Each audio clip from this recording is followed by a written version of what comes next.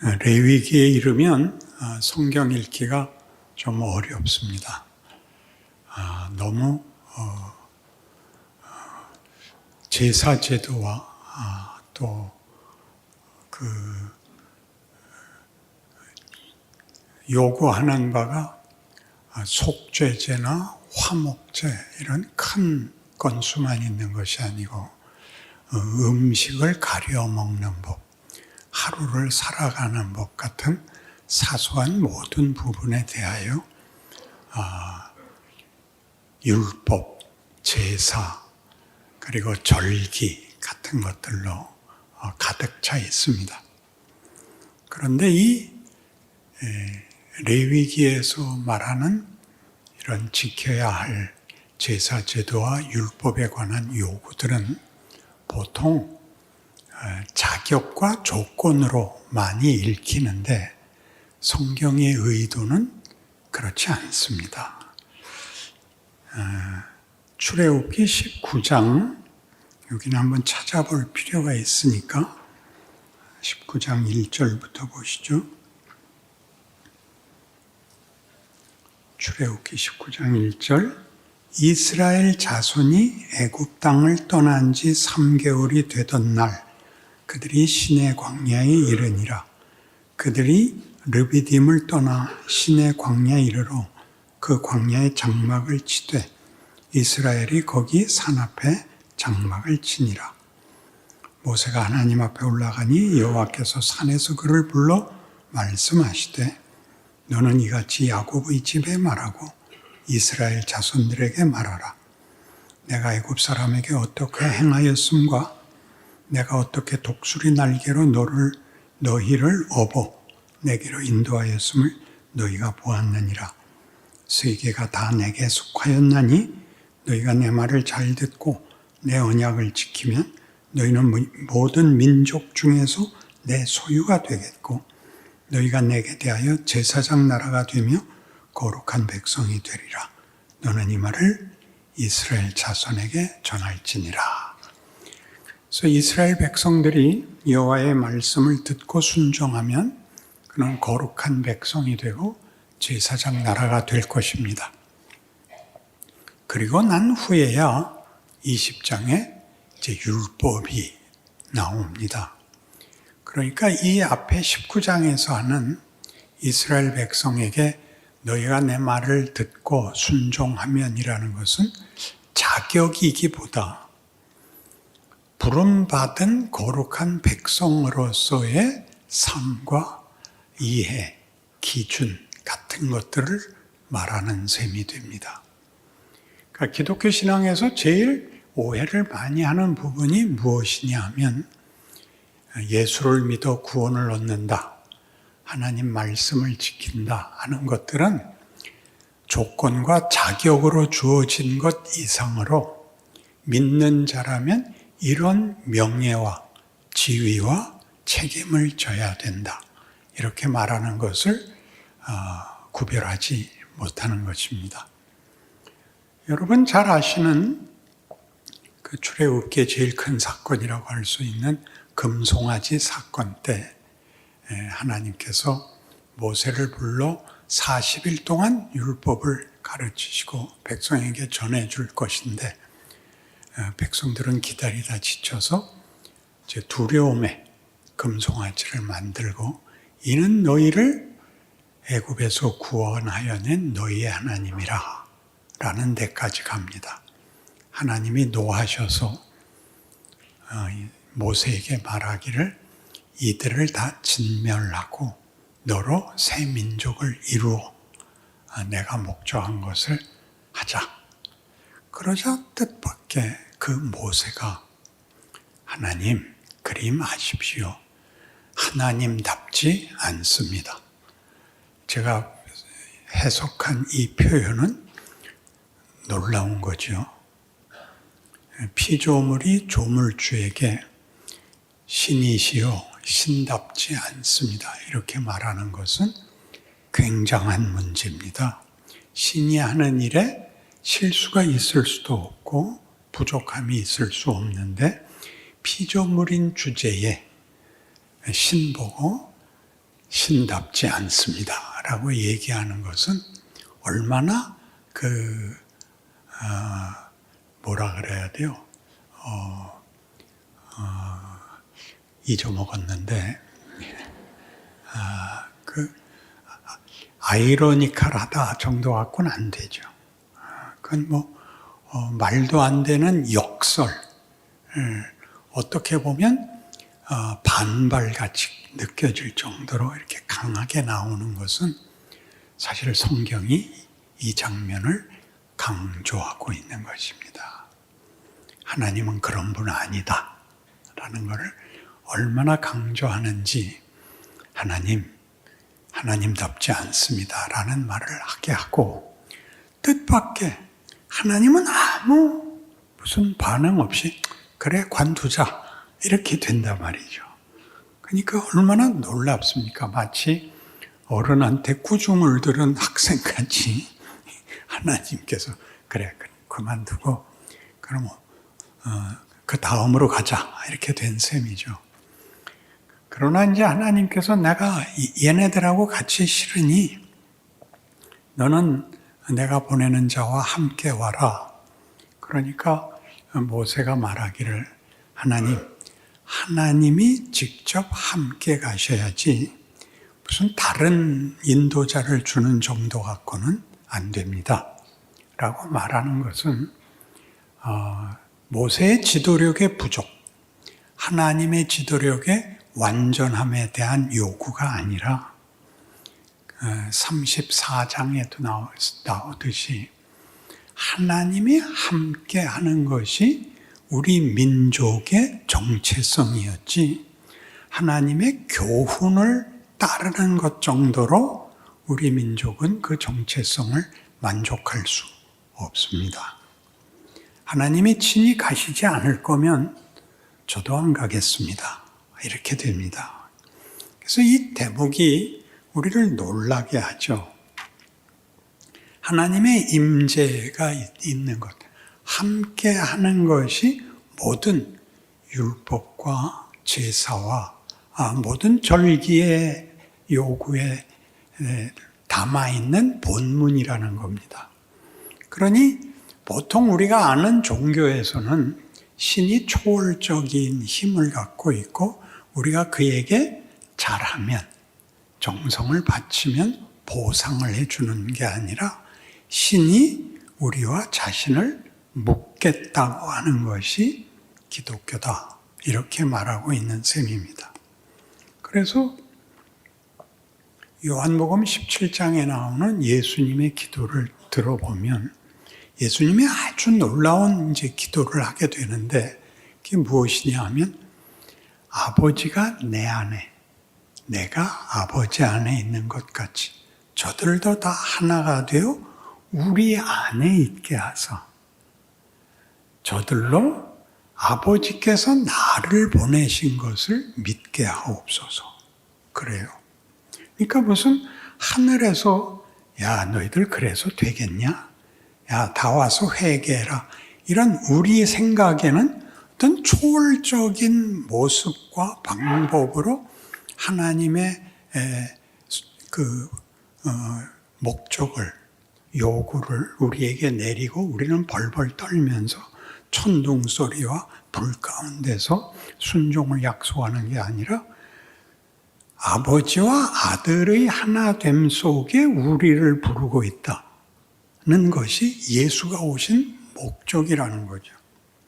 그러니까 우리가 기독교를 이해하는데 가장 기본적이면서도 가장 크게 오해하는 것이 우리에게 베푸신 구원은 하나님이 얼마나 많은 정성을 들여서 한 것인가 기억해라. 이렇게 되죠.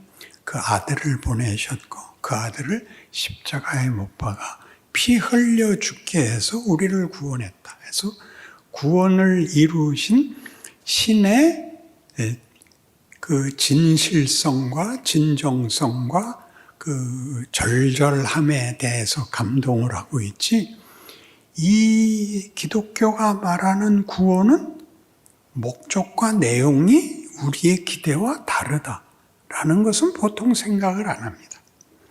그러니까 우리가 믿는 신이 직접 오셔야 되는 이유는 저들로 하여금 우리 아버지와 내가 하나인 곳에 저들을 불러들이는 일이라고. 그러니까 지위와 신분과 그 명예와 책임에서 존재가 다른 것입니다. 기독교 신앙이란.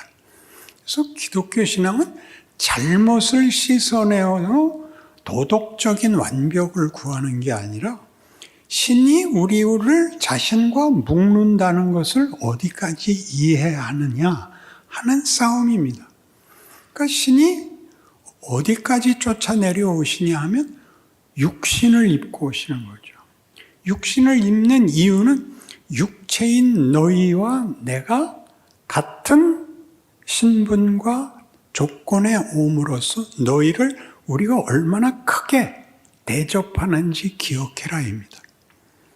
여러분 잘 아시는 십자가 가상칠언에서 나의 하나님 어찌하여 나를 버리시나이까는 예수님이 죽음과 사망이라는 것까지 받아들이셔서 아버지로부터의 분리를 겪으셨다. 이런 정도를 넘어서 아버지와 분리된 자리에 있는 인류를 구하기 위해서 아버지와 잠시 끊어지는 한이 있어도 우리를 끌어안으러 오셨다라는 말입니다. 그러니 아버지와 아들이 분리될 수 없는 것 같이 우리를 그리스도가 끌어안는 바람에 아버지와 아들의 하나인 것 같이 우리가 하나님과 하나가 되는 것, 이 하나 되는 것. 그러니까 아까 모세가 하나님이 우리 중에 함께 하시는 임재가 없으면 다른 율리니 도덕이니 하는 거로는 우리가 어떤 존재이며 하나님이 우리에게 무엇을 요구하시는가를 증명할 다른 것이 없습니다. 그렇게 얘기하는 것입니다. 윤리와 도덕이 필요 없다가 아니라 우리 존재의 본문은, 우리라는 존재의 근거는, 그 내용의 핵심은 아버지와 아들의 하나됨 같이 우리가 아버지와 하나가 되는 것입니다.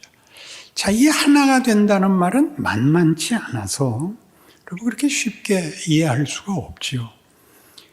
우리가 모든 누구와의 관계를 가지면 여러분 그 관계는 이해관계거나 상하관계거나 어떤 규칙과 어떤 목적을 위하여 관계를 맺지만 하나님은 본질적 정체에서 하나가 되자고 합니다. 본질적 정체에서 신분과 지위에서 그 관계가 하나가 되자.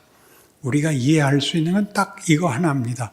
부모와 자식의 하나됨입니다. 그건 여러분들도 아실 겁니다. 자식은 부모 말을 안 들어도 그 자식이 아닐 수가 없습니다. 말 안 듣는 자식은 돼도 말 잘 듣는 누구 정도는 아닙니다.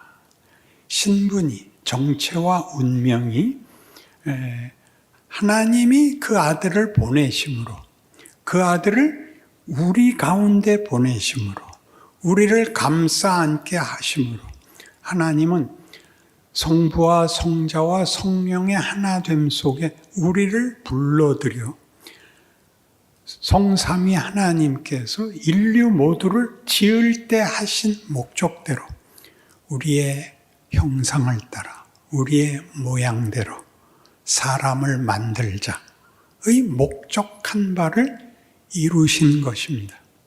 그러니 예수를 믿는다고 할 때는 지옥 갈 뻔했는데 예수로 구원을 받아 천국을 가게 됐다. 이렇게 이분법으로만 생각하지 말고 예수를 모르고 하나님과 관계가 없던 자가 성부, 성자, 성령, 삼위의 하나님의 자녀가 되었다는 신분으로는 어떤 현실, 어떤 정체, 어떤 책임, 어떤 정황, 살아내야 하는가라는 데에 율법과 제사제도가 필요한 것입니다. 너희는 이렇게 살아라. 는 이미 얻어진 신분에게 주어진 책임인 것입니다. 그래서 이 책임을 잘 못하면 지옥을 가는 게 아니라 수치스러운 것입니다. 이 명령을 지키는 것은 윤리도덕적 차원에서 지켜야 되는 게 아니라 하나님과의 관계를 맺은 자는 어떻게 하나님과 상관이 없는 자들의 존재론과 삶의 형태와 다른가를 나타내는 명예가 되는 것입니다. 그러니까 여러분, 예수를 믿는다 그러면 말하자면 요즘 잘 안 되는 것인데, 주의를 지킨다는 것은 세상에서 가질 수 있는 어떤 자유를 빼앗기고 희생하고 오는 게 아니라 그것보다 더 큰 명예로 오는 것입니다. 그렇죠? 그래서 원래는 이렇게 하고 와야 돼요.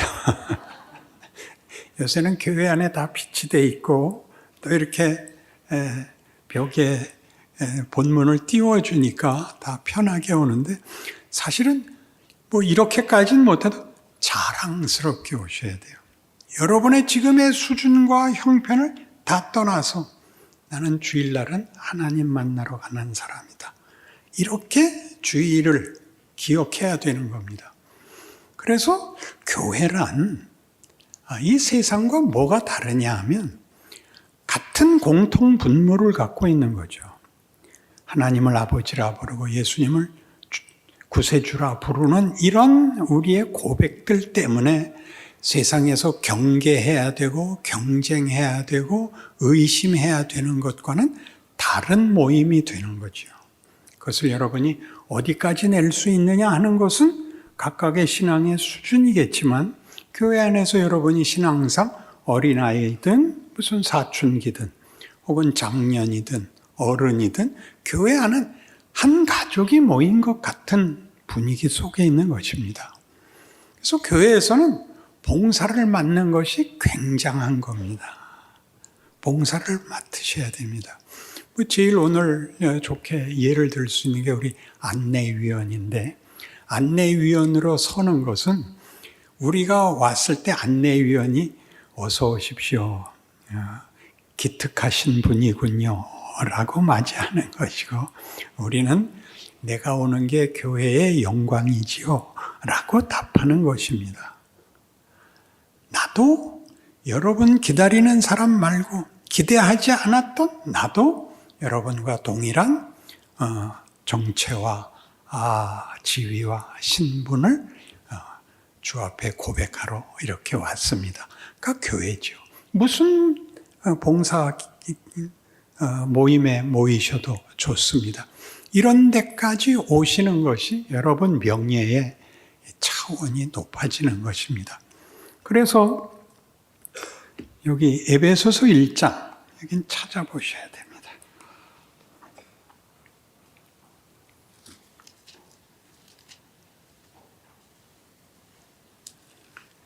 에베소서 1장 3절, 신약 성경 다시 보기 작년에 할 때 그 요절이 이 에베소서 1장 3절에서 6절이었습니다. 제가 읽겠습니다. 찬송하리로다. 하나님 곧 우리 주 예수 그리스도의 아버지께서 그리스도 안에서 하늘에 속한 모든 신령한 복을 우리에게 주시되, 곧 창세전에 그리스도 안에서 우리를 택하사 우리로 사랑 안에서 그 앞에 거룩하고 흠이 없게 하시려고 그 기쁘신 뜻대로 우리를 예정하사 예수 그리스도로 말미암아 자기의 아들들이 되게 하셨으니, 이는 그가 사랑하시는 자 안에서 우리에게 거저 주시는 바 그의 은혜의 영광을 찬송하게 하려는 것이라. 여기는 전부 그 약속이, 목적이 하나님의 의지라 말이죠. 하나님의 계획. 우리가 순종을 한다, 신앙생활을 한다 그럴 때는 우리도 모르게 보편적인 가치로 갑니다. 그때는 거의 윤리와 도덕이 됩니다. 이건 다른 겁니다. 하나님과의 관계입니다. 우리가 그의 영광에 꽃이 됩니다. 그래서 밑에 17절에 가면 이런 기도가 나와요. 우리 주 예수 그리스도의 하나님 영광의 아버지께서 지혜와 계시의 영을 너희에게 주사 하나님을 알게 하시고 너희 마음의 눈을 밝히사 그의 부르심의 소망이 무엇이며 성도 안에서 그 기업의 영광의 풍성함이 무엇이며 그의 힘의 위력으로 역사하심을 따라 믿는 우리에게 베푸신 능력의 지극히 크심이 어떠한 것을 너희로 알게 하시기를 구하노라. 그의 능력이 그리스도 안에서 역사하사 죽은 자들 가운데서 다시 살리시고 하늘에서 자기의 오른편에 앉히사 모든 통치와 권세와 능력과 주권과 이 세상뿐 아니라 오는 세상에 일컫는 모든 이름 위에 뛰어나게 하시고 또 만물을 그의 발 아래 복종하게 하시고 그를 만물 위에 교회의 머리로 삼으셨느니라. 교회는 그의 몸이니 만물 안에서 만물을 충만케 하시는 이의 충만함이니라. 우리가 하나님의 충만함이 됩니다. 우리는 이렇게 생각할 수 있죠. 하나님이 홀로 모든 것이 부족한 것이 없으신데 왜 인간은 만들어 갖고 이렇게 고생을 하시나? 사랑은 그런 겁니다. 사랑은 발산되고 확산되고 그 제한이 없이 넘어나가는 겁니다. 그래서 기독교에만 충만, 풍요라는 단어들이 등장을 하는 것입니다. 사랑은 얼마든지 더인 겁니다. 얼마든지 더 할 수 있습니다. 그래서 하나님이 우리를 사랑으로 부르고 있어서 사랑을 보답하는 것은 사랑에 사랑으로 답하는 방법 외에 다른 것은 없습니다. 사랑은 사랑으로 답해야 되고 그래서 사랑을 답하려면 자유가 있어야 된다 그랬죠. 대등한 지위. 그래서 하나님이 우리를 구원하시는 것은 무슨 다른 우리가 잘 아는 무슨 권능이나 지혜나 기적이 아니라 아들이 직접 찾아오는 거죠. 대접이 다르죠. 아버지를 외면하고 도망갔으나 목적하는 바를 위해서는 우리를 구원하기 위해서는 그 아들이 오는 겁니다. 대등한 차원으로 와서 우리를 불러 함께 하나님 앞에 자식을 삼는 것입니다. 이 놀라움을 기억하고 계셔야 여러분의 신앙생활 속에서 일어나는 어떤 부족함, 어떤 실수 같은 것에도 불구하고 신앙생활을 명예로 끌고 갈 수 있는 긍정적 방향과 책임이 생깁니다. 그렇지 않으면 잘못을 지워내는 것 외에는 할 게 없습니다. 그러니 여러분이 할 수 있는 명예가 무엇인지를 생각하십시오. 그 식당에서 회사 친구들과 식사하는데 이제 고집스럽게 술 한잔들 하는데 예수 믿는 사원이 나는 그건 못한다. 나는 사이다를 달라. 잘난 척한다. 그렇다. 나 잘난 척하는 거다. 답을 하셔야죠. 쑥스러워하지 마시고. 그래도 이 분위기를 깨면 되겠냐? 야, 내가 나와서 앉았잖냐? 웃고 있잖냐? 그러면 되는 거 아니냐? 그렇게 사장님한테 말은 하지 마십시오. 안에 있어야 돼요. 그게 우리 안에. 이 세상이 요구하는 두렵기 때문에 전부를 공범으로 끌어들이려는 세상에서 야, 그건 아니야를 멋있게 해야죠. 그건 아니야가 뭐죠? 비난을 한다든가 정죄를 한다든가 시비를 건다든가 보복을 한다든가 그런 거 안 하는 거죠. 그런 거 안 하는 게 다가 아니라 안 하는 게 멋있는 거라죠. 오늘 함께 있어서 너무 좋았어. 내일 또 봐. 좋은 말을 하셔야죠. 너는 내 친구야. 야, 나 너한테 잘해준 거 없는데 너 왜 그러니? 아니야, 넌 네 은사를 몰라. 너를 보고 있으면 내가 잘해야겠다 그런 생각이 늘 들어. 유머가 없는 곳엔 복음이 들어가질 못합니다. 그래서 같은 우리의 충만에 대하여 3장, 같은 에베소 3장 14절부터 보시면 우리에게 이렇게 권면을 해요. 이러므로 내가 하늘과 땅에 있는 각 족속에게 이름을 주신 아버지께 아버지 앞에 무릎을 꿇고 비노니 그의 영광의 풍성함을 따라 그의 성령으로 말미암아 너희 속사람을 능력으로 강건하게 하시오며 믿음으로 말미암아 그리스도께서 너희 마음에 계시게 하시옵고 너희가 사랑 가운데서 뿌리가 박히고 터가 굳어져서 능히 모든 성도와 함께 지식에 넘치는 그리스도의 사랑을 알고 그 너비와 길이와 높이와 깊이가 어떠함을 깨달아 하나님의 모든 충만하신 것으로 너희에게 충만하게 하시기를 구하노라. 굉장하죠? 멋있어지는 겁니다. 명예를 알고 영광을 누리는 것입니다. 그리고 아직 2절이 더 남았어요.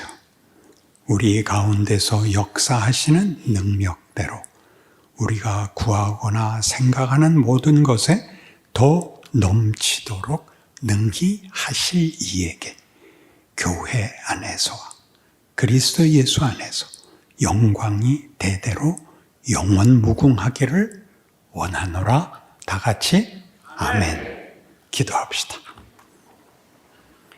하나님 아버지, 우리의 정체, 신분, 지위, 운명, 책임, 명예 확인합니다.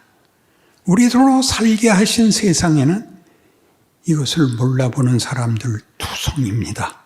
저들의 자랑은 폭력밖에 없습니다. 얼마나 비참한 현실입니까? 우리가 가서 우리를 지으신 하나님이 인류에게 무엇을 허락하셨는지 증언하게 하옵소서. 우리 자리를 명예로 지키게 하옵소서. 그리하여 그리스도의 십자가가 모두에게 기회가 되고 기적이 되고 복음이 되고 운명이 되는 하나님의 뜻하시는 바가 충만하게 열매 맺게 하옵소서. 예수님 이름으로 기도합니다. 아멘.